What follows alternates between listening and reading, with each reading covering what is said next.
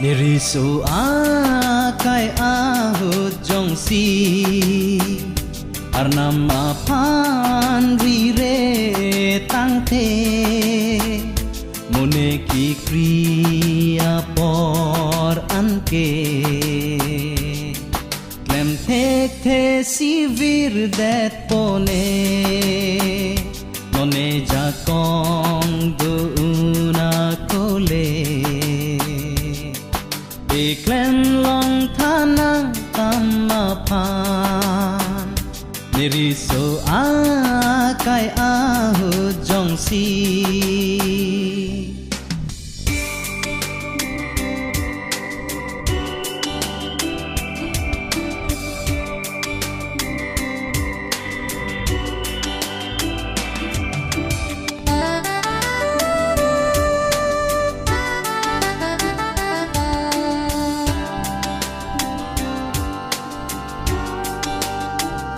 Jadi kisung lo ne sengar lo Nang run me pinchong che ne sengar lo Jadi kisung lo ne sengar lo Nang run me pinchong che ne sengar lo Ora nam nang jang neta Nang jang se ta plang jong jong Ora nam non pen na parke Nang jang ne pe plang long tha Niriso akai ahu jongsi Arnama pan rire tangte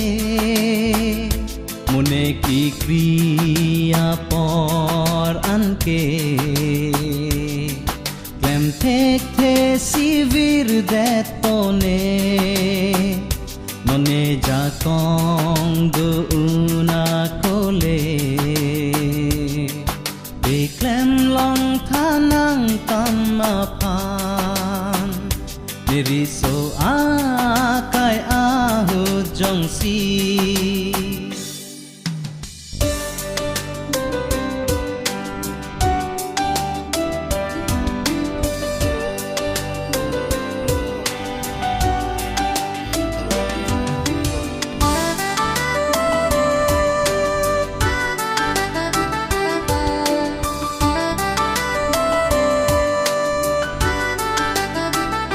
Nang jang ne ta thare puang rong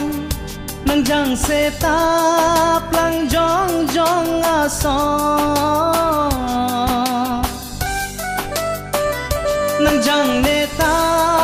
thare puang rong Nang jang se ta plang jong jong asong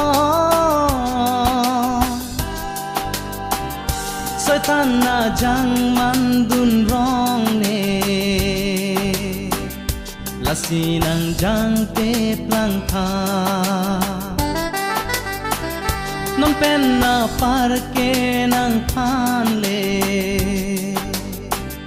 Pache ho dai thi blong tha Niriso akai ahu jongsi Arnama pan rire tangte Mo ilitum ki kri anke Klem tek te sivir det poti Non e jakong doona kole